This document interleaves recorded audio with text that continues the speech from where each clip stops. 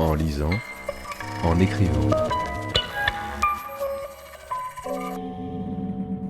Le podcast de lecture versatile de Pierre Ménard.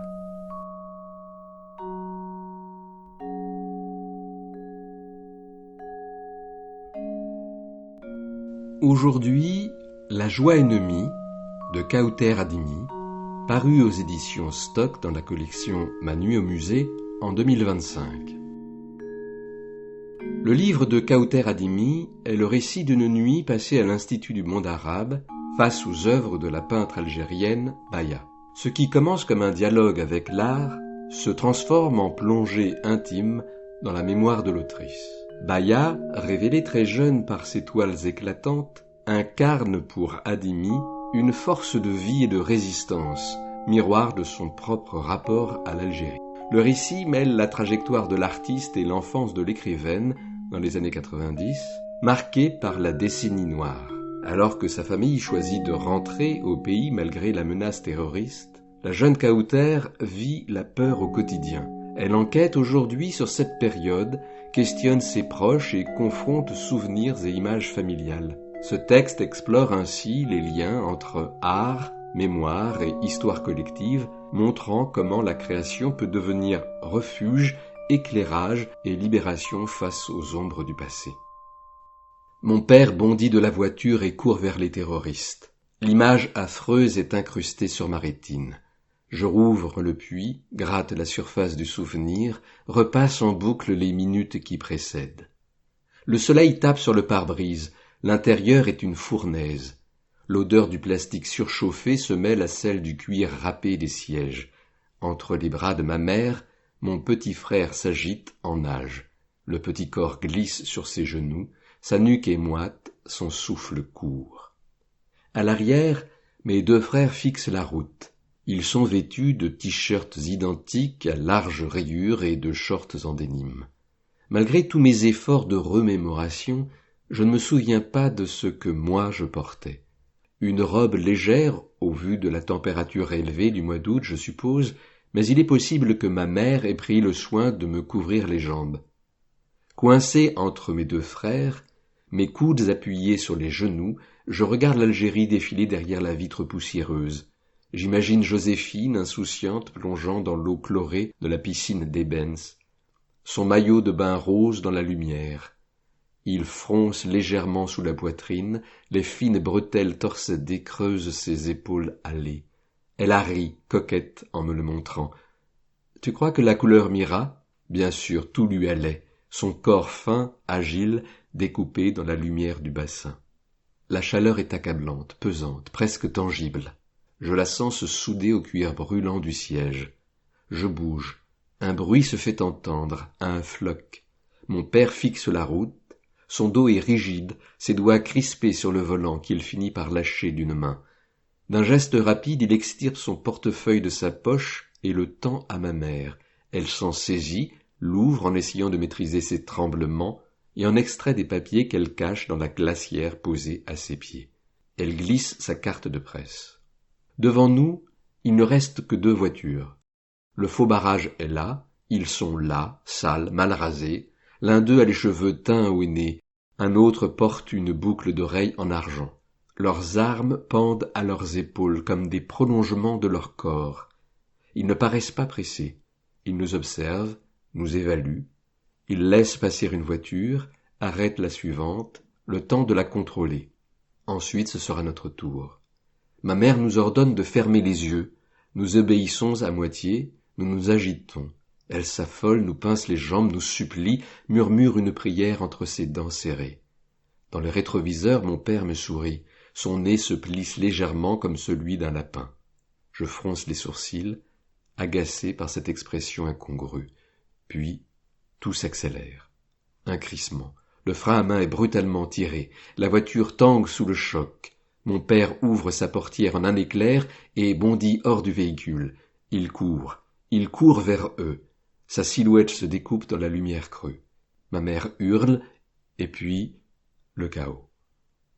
J'avais voulu partir, fuir le musée Picasso cette nuit, cette histoire, traverser Paris, sentir l'air frais sur mon visage, retrouver mon appartement. Claquer la porte me cachait sous les draps. La colère était montée contre mon éditrice qui m'avait proposé ce projet, mais surtout je m'en étais voulu à moi-même de ne pas réussir à rester dans le cadre, de m'être laissé happer par mes propres fantômes. Je n'étais pas venu pour moi, mais pour Baya. Elle méritait un texte à elle et pour elle. Je ne cessais de déraper.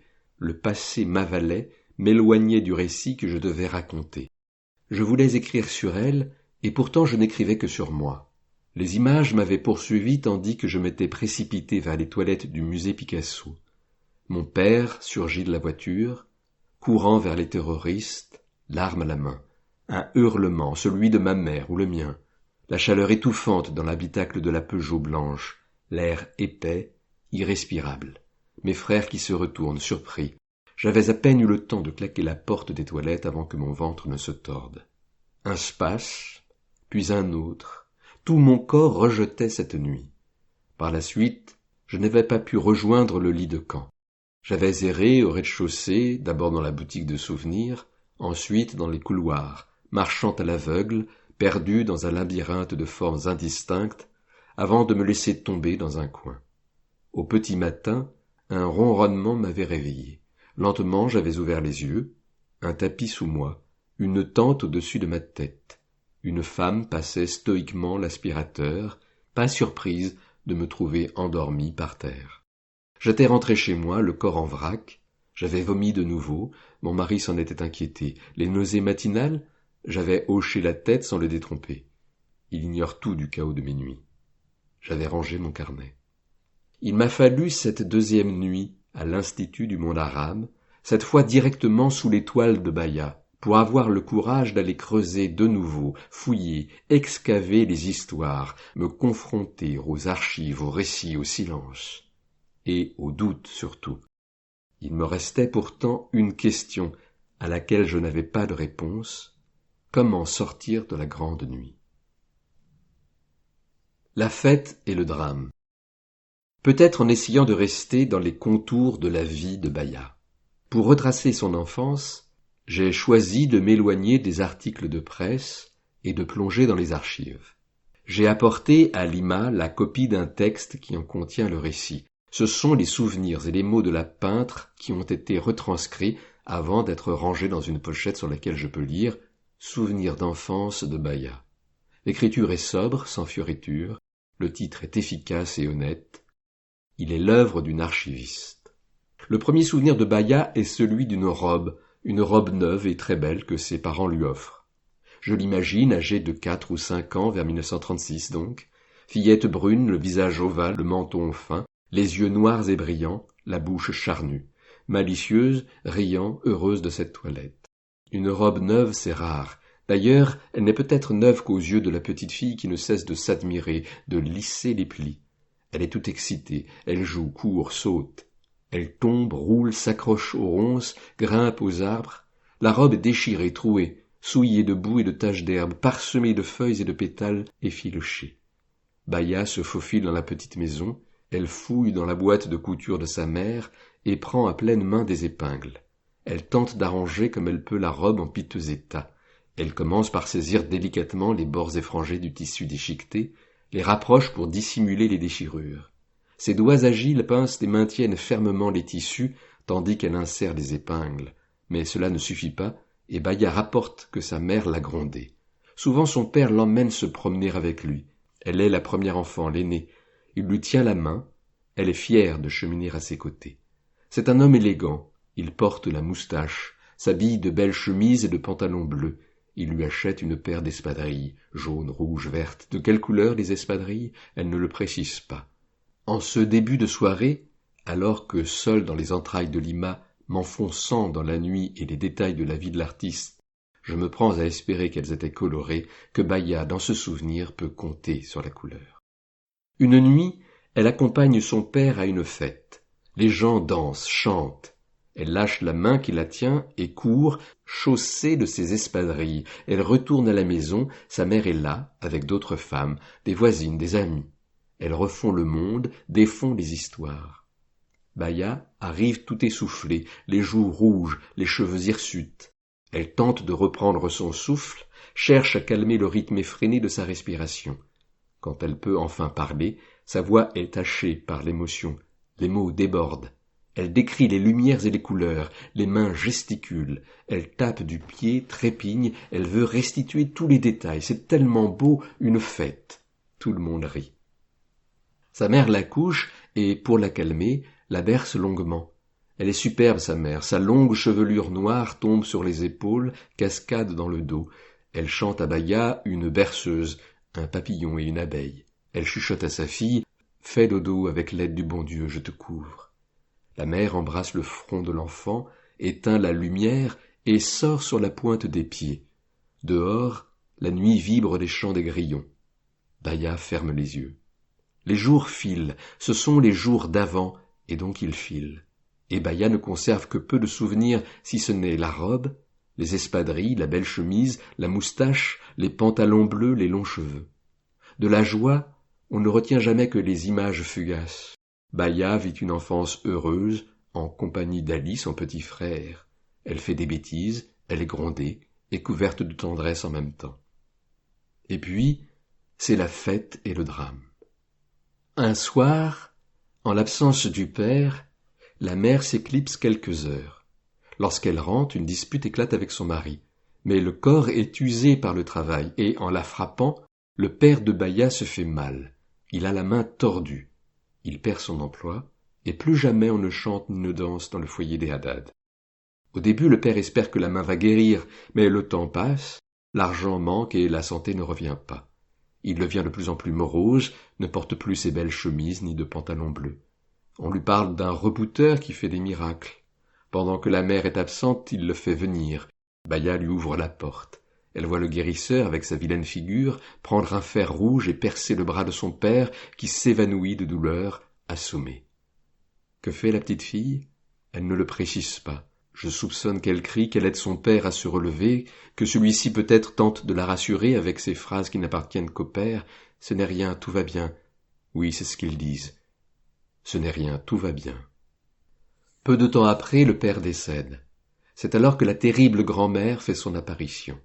Et tandis que la mère pleure devant le feu, devant la cendre, je lis dans les notes, les deux petits se serrent l'un contre l'autre. La terrible grand-mère organise le mariage de la nouvelle veuve avec un homme déjà père de plusieurs enfants en Kabylie. La famille s'y installe. Baya travaille dans les champs et comme bergère. Souvent, elle suit les femmes chez elle, où elles fabriquent des objets et font de la poterie. Elle malaxe à leur côté l'argile en silence. J'écris en silence, mais je ne le pense pas. Je crois plutôt que Baya rit, imagine des histoires, s'amuse de tout ce qu'elle voit, aime se draper dans des tissus colorés. Il y a du bleu, du rose, du jaune, de l'orange, du rouge, du vert. En 1940, la mère agonise.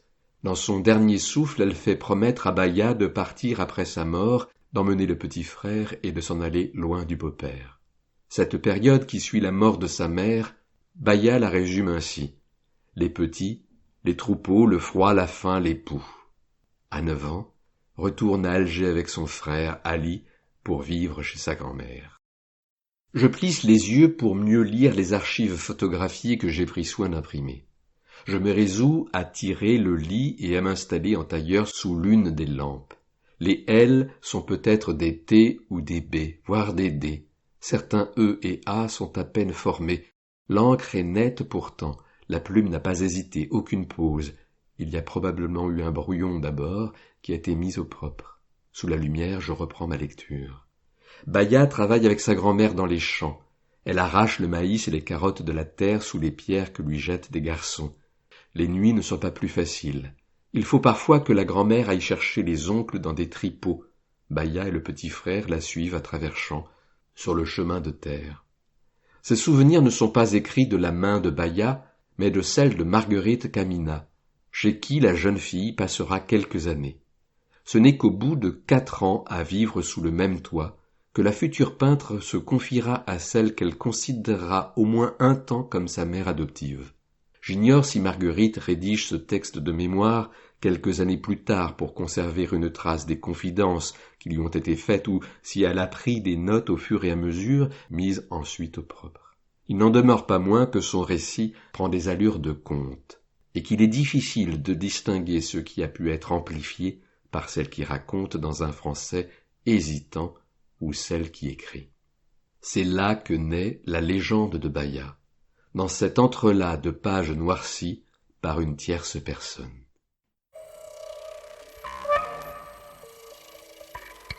En lisant, en écrivant. Le podcast de lecture versatile de Pierre Ménard.